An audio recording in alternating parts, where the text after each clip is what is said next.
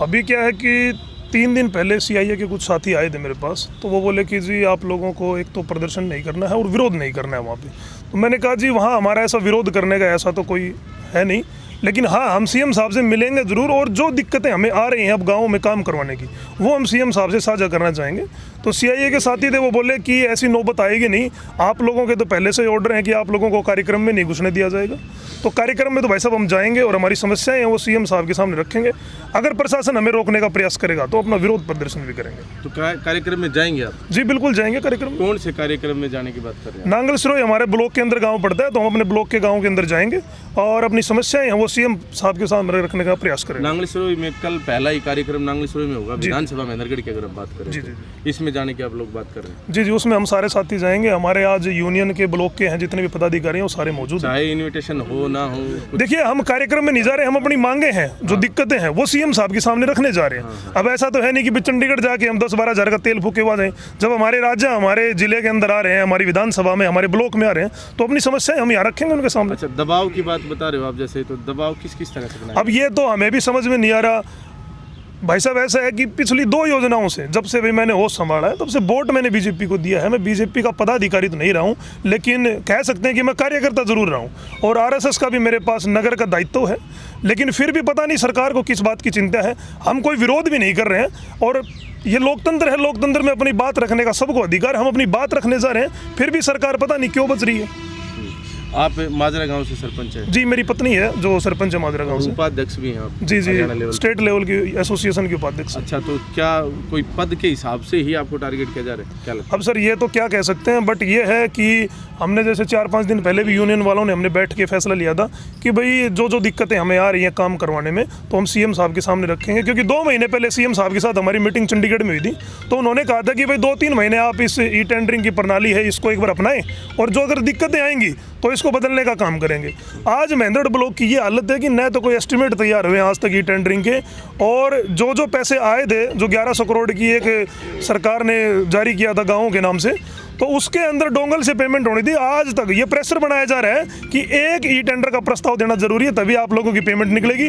हमने प्रस्ताव भी दे दिए, लेकिन सीएम साहब ने कहा था कि 21 दिन के अंदर वर्क ऑर्डर जारी कर देंगे, लेकिन 3 महीने से कोई धरातल के ऊपर कार्य नहीं हो पा रहा है। अच्छा, एक तो सिर्फ आप अपनी यूनियन के हिसाब से सरपंचों से जो संबंधित जो कार्य होते हैं उनकी मांग रखें, या फिर क्षेत्र के अंदर शहर की बात करें या पूरे क्षेत्र के अंदर ही बहुत ही कम विकास कार्य पिछले कई सालों में हुआ? हम अपना मांग पत्र तैयार करेंगे आज, जिसमें सबसे पहले तो हमारे सरपंचों की प्रॉब्लम रहेगी। भाई गाँव ने बड़े उत्साह के साथ हम सबको चुना है, तो सबसे पहले हमारा दायित्व बनता है कि हम अपने गाँव का विकास करें, तो वो हम सामने रखेंगे। दूसरा, हमारे नगर की सड़कें हैं वो बड़ी खराब हालत में है। तीसरा, हमारा IMT का मुद्दा है, जो पिछले 10 साल से हम यही सुन रहे हैं। कांग्रेस राज में भी घोषणा हुड्डा साहब कर गए थे कि भाई IMT बनाएंगे, फिर उसके बाद मनोहर लाल जी ने घोषणा की कि IMT बनाएंगे। आज धरातल के ऊपर वहाँ एक फाउली तक का काम नहीं है, ईंट टेकने का भी काम नहीं है। तो ये सारे मुद्दे हैं जो हम सीएम साहब के सामने रखेंगे। चलिए, और भी साथी यहाँ पर मौजूद हैं। सर, आप क्या कहेंगे? सर, ऐसा है, मैं सरपंच प्रतिनिधि ग्राम पंचायत पाएगा से वीरभद्र सिंह बोल रहा हूँ। और समस्याएं तो सभी को नज़र आती हैं कि भाई सीएम हरियाणा माननीय मनोहर लाल जी खट्टर आज हमारे बीच में क्या कि एक एकीकरण के रूप में कि भाई वो लोगों से जन संवाद करने आ रहे हैं, विशेषकर ग्राम पंचायतों में जन संवाद करने आ रहे हैं, ग्राम पंचायत के लोगों से मिलने के लिए आ रहे हैं। और ऐसा मौका पहली बार हम ऐसा ये महसूस कर रहे हैं और देख भी रहे हैं। अभी सरपंच साथियों के साथ या ग्राम पंचायतों में जनसंवाद किया जा रहा है, लेकिन जो ब्लॉक के नज़दीक या जिन गांव में ये कार्यक्रम निर्धारित किए हैं उन ब्लॉक के साथियों को या दूसरे सरपंच साथियों को भी सरकार की तरफ से या प्रशासन की तरफ से कोई निमंत्रण इस बारे में नहीं दिया है कि वो लोग भी अपने गांव की समस्याओं को लेकर वहाँ जा सकें, मिल सकें।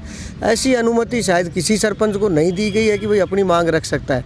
तो इसका स्पष्ट निर्देश है कि भाई कोई जा सके तो, कोई ज़बरदस्ती जाए तो एक अलग चीज़ है, और वहाँ जाने दिया जाए ना जाने दिया जाए इस विषय में भी कोई अलग सी बात है। तो हमारा तो मुख्यमंत्री जी से अनुरोध है और सरकार से भी कि भाई ऐसा ये सरपंचों के साथ ऐसी ज़्यादती या ऐसी क्या चीज़ें आगे हुई, जनता के द्वारा ये प्रतिनिधि चुने गए हैं, इनके ऊपर सबसे ज़्यादा भरोसा लोगों ने जताया है, गांव के विकास भी इनको करवाने हैं। नई पिछले कुछ समय में अभी परवीन ने भी टेंडर के लिए अभी सभी कार्य को, जितने भी विकास कार्य होंगे टेंडर लगवाए जाएंगे। टेंडर लगाने के बावजूद भी चलो सरकार ने आज तक अपनी जो कही हुई बात है उससे पीछे नहीं हटी है कि भाई टेंडर प्रक्रिया में कोई बदलाव नहीं किया। लेकिन उसके बाद भी आज हमारे ग्राउंड पे या गांव के विकास में आज तक कोई कार्य नहीं किया गया है, ना ही कोई विशेष ग्रांट इनको जारी की गई है, ना कोई पब्लिक हेल्थ में या बिजली से संबंधित समस्याएं गांव की हैं उनको कोई सुनने वाला है। धरातल पे ऊपर सरपंच जो है सरकार के अंदर आज ऐसा ठगा महसूस कर रहे हैं कि शायद अपने गांव में कोई काम करने के लिए वो बड़े मजबूर और विवश हैं। जी जी। अच्छा, आप कौन से गांव से? मैं सरपंच प्रतिनिधि गांव बुचोली से सोनू। जी, आप कुछ समस्याएं बता रहे थे, बताओ। मेरी समस्या तो ये है जी, मेरा गांव बुचोली है, जो कि महेंद्रगढ़ का हर बच्चा लगभग 70% बच्चे बुचोली रोड पे पढ़ने के लिए जाते हैं। 2 बड़े बड़े स्कूल हैं, कॉलेजेज हैं। महेंद्रगढ़ के सबसे ज़्यादा स्कूल और कॉलेज मेरे बुचोली रोड पे हैं। वहाँ 20 साल से उस रोड की ऐसी जर्जर हालत है। कभी हाँ, अब सीएम साहब आ रहे हैं, उधर से रूट बताया जा रहा है उनका, अब गड्ढे भर रहे हैं, कल से लग रहे हैं, जेसीबी चल रही हैं गड्ढे भरने के लिए। सुनवाई नहीं हुई थी आज तक कभी कोई सुनवाई नहीं हुई है, और सिर्फ 9 फुट का रोड है। कभी से मैं देख रहा हूँ उस पे बड़ी बड़ी बसें चलती हैं, सैकड़ों बस डेली रूटीन में निकलती हैं। क्या इन अधिकारियों के, इनके बच्चे वहाँ अगर जाते हैं उन स्कूलों में, तो वो बच्चे गड्ढों में नहीं, सुबह आते हैं तो गड्ढे लगते हैं, शाम को गड्ढे लगते हैं, और उधर कोई सुनवाई नहीं हो रही। ना हमारे वहाँ कोई पब्लिक ट्रांसपोर्टेशन है कि कोई उधर चला जाए। हरियाणा भर से पेरेंट्स आते हैं, वो गाड़ियाँ बक के जाते हैं कि ये इधर कहाँ स्कूल बना दिए। और स्कूलों की बड़ी भारी देन है महेंद्रगढ़ को ऊपर कर उठाने में। शिक्षा का हब है, और सबसे पहले शिक्षा का हब यदुवंशी ने बनाया। सूरज स्कूल हमारे गाँव का है, कॉलेज भी उधर, वहीं भी कॉलेज भी हैं 2 बड़े, लेकिन उधर कोई सुनवाई नहीं है। वो नहीं, और बसें भी दूसरे स्कूलों की बसें तो आप ये समझो कि सुबह आप जाओगे तो सैकड़ों बस आप गिन नहीं सकते, इतनी अनगिनत बस निकलती। नांगल मोहनपुर जो अभी एक नया मार्ग बना है, वो मार्ग भी मतलब कनेक्टिविटी वहीं से बचीनी बुचोली की जहाँ सीमा खत्म होती है वहीं से स्टार्ट करके आगे बना दिया। बुचोली का ऐसा क्या दुर्भाग्य है कि जो बुचोली तक नहीं बनाया। 3 से 4 किलोमीटर का पैच, सिर्फ 4 किलोमीटर हद मार के, इससे कम है। इस फैसले में रोड नहीं बनाया, इससे आगे का रोड क्लियर कर दिया। ये रोड आगे जाके नारनौल कनीना जो रोड जाता है उसमें कनेक्टिविटी हो जाती है। तो मेरी तो यही मांग है कि इस 9 फुट के रोड को 18 फुट का किया जाए, बल्कि 44 फुट का रास्ता है, ज़मीन एक्वायर करने की भी कोई ज़रूरत नहीं है, उसको 18 फुट का बनाया जाए।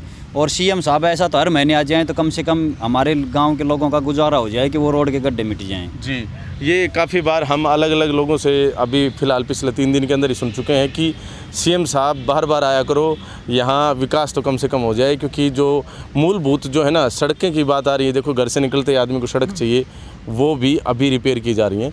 अच्छा, और साथी यहाँ पर मौजूद है। नमस्कार जी।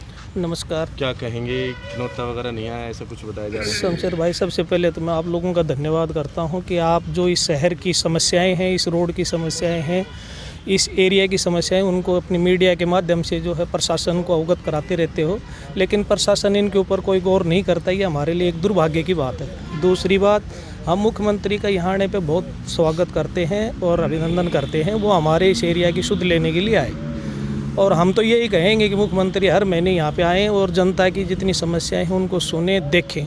लेकिन यहाँ के जो लोकल हमारे नुमाइंदे हैं वो कहीं प्रशासन को गुमराह करते हैं, मुख्यमंत्री जी को गुमराह करते हैं। वो ग्राउंड लेवल पे, धरातल पे जो दिखते हैं उनसे अवगत नहीं कराते। जब मुख्यमंत्री जी आए हैं तो वो लोग इस चीज़ को जो है लिपापोथी में लगे हुए हैं, जबकि उनको सच्चाई बताने के लिए, सच्चाई से मुख्यमंत्री कहीं दूर हैं। हमारा मुख्यमंत्री से कोई विरोध नहीं है। हम तो प्रशासन से मांग करते हैं कि गांव का विकास हो, अच्छे से हो, और प्रशासन हमारा सहयोग करे। हमारा मुख्यमंत्री जी से कोई विरोध नहीं है। हम तो प्रार्थना करते हैं कि गांव की समस्याओं को धरातल लेवल पर जाके देखें और सुनें। तो अब मतलब आप वहाँ जाएंगे कल? अभी जस्ट फ़ोन आया है 10 मिनट पहले शर्मा जी का कि भाई आप लोगों को उसमें बुलाया है। इससे पहले आप लोगों में सिर्फ आप हैं या और भी हैं सभी? परवीन भाई साहब, आप? नहीं, मेरे पास कोई अभी मैसेज नहीं है। मेरे पास ब्लॉक प्रधान के नाते से उन्होंने फ़ोन किया है कि ब्लॉक की जो जिम्मेवारी आपको दी जाती है, आप सब सरपंचों को जो है सूचना दें और सबको जो है उसके अंदर आने के लिए निमंत्रित करें।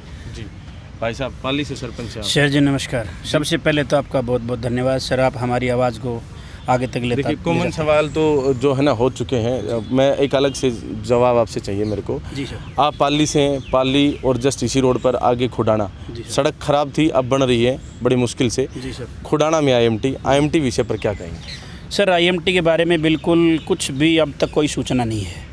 24 फरवरी 2019 को पत्थर लगा था और आज 2023 चल रहा है।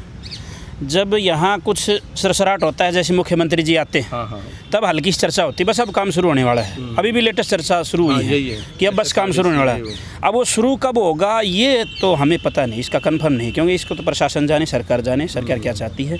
दूसरा, मैं तो ये सोचता हूँ कि हमें कई बार महसूस होता है कि हम महेंद्रगढ़ में हैं या राजस्थान में हैं, मतलब इतना अनदेखी हरियाणा है, राजस्थान के अंदर इतना, ये भी एक ज़िला हरियाणा का है। हाँ और हम इतना मतलब परेशान हैं इस चीज़ से कि हद से ज़्यादा, क्योंकि यहाँ बिल्कुल सुनवाई होती नहीं है।